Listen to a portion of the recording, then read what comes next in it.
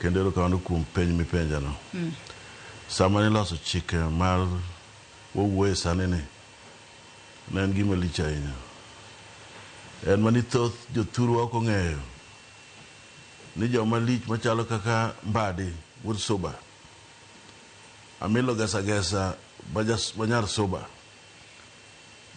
Wanga, gi jomodong mang'eny, including myself, ne wanyalo bedo parliament nyaka saa auchiel mar otieno. Mane kinde manin jaod bura manyatike. Correct. Ne en gima lich ahinya, ne ok en gima yot. To ne watimo gini kendo wadwani mondo gini obi okony jopiny.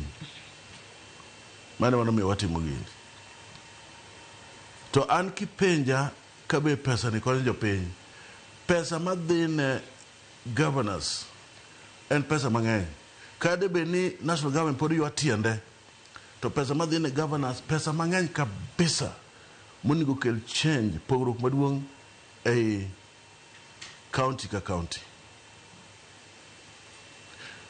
To kata de bende mano pok gitimo, tanyalo nyisi nikech ang'eyo ni gik machalo barabara moko iluongo ni feeder roads matindo tindo osetimore maber nikech devolution. Gik machalo kata healthcare mane rural areas kata county government areas go osetimore maber sani. Loch be koro bedo machiegni gi jopiny. Koro ng'ato ka dwa timo wuoth kofulo nyaka obi Nairobi ka. Odhi county headquarters kata sub county headquarters to gimoro amora losore. So, an problem man go kende ni corruption obedo mang'eny ei counties. Kendo mang'eny kabisa, ma ka ok ginya duoko weche mag corruption piny, to ok wabi dhi mabor gi gito. Kendo gigo koko ovyo ovyo. Go koko ni pesa pod oleo malo, kendo ka pesa oleo malo, dhi bed gi jogo piny mondo pesa okel. Gik moko iloso gi mesa. To kaduoki chien e piny mari nyaruoth, county government pesa ma devolution okelo osekonyo piny. Kidhi piny kata kuonde ma Migori gini kocha, gik mane ok wane chon koro waneno. Gik moko kaka mage.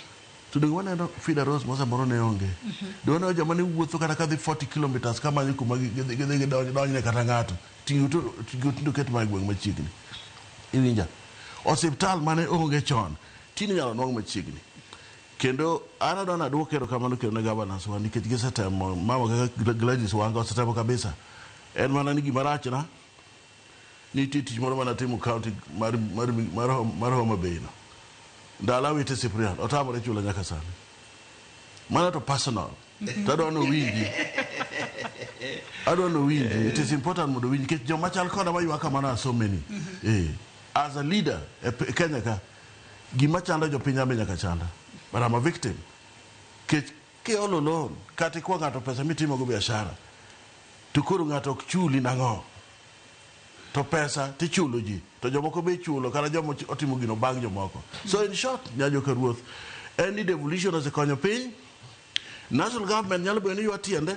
To thoth pesa moseter oningo bed ni chopo kuma jopiny nitie. To bende mano bende makele penjo machielo ni e kinde makoro ne oket sirikal mar loch gwenge. Bende nyalo bedo ni ne devolve gino miluongo ni wechego mag mibadhi. Kalo ni nyaka sani ka wang'iyo kata report mayande ogol kod aduol ma kedo kod mibadhi pacho ka EACC. Noyango counties mopogore opogore kaka counties ma kuma mibadhi otimenewa. County ma Homa Bay ema bende notela inyanyate counties mag Homa Kalwedi kapodan kuom. To kema ywak no rero ka be mane gima mulo. Nikech ketimo tich moro, let me tell you something. Sasa mimi LPO nyiso ni pesa to committed. Sasa mimi to pesa to be committed mo wach ni imi LPO based on this amount me do the supply kare me do the timo. Nyiso ni pesa gichagirwa gik mamoko. To mani gimo wacho ni ok ber ka ginyalo timo gima kamano. Gibed joma longo. Mondo gikony joluo manyalo bene suffer, particularly the business community. Iwinja, nikech en gima quite painful. Mino ni ng'ama ning'e kawuono, odhi e county government ndike, within 2 days, 4 days, en ng'ama dhi chungo, senonga pesa mang'eny dhi chungo. Very painful. Koro an gima dana nyisi nyanjo ka ruoth, madana nyiso nagi ne pesa mawuok from the national government kadhi e county government, kade be ni ok en tek kak percentage kaka sheria okale. En pesa mang'eny ma ka ji nigi ubwongo maber to nyalo loko piny mara moja.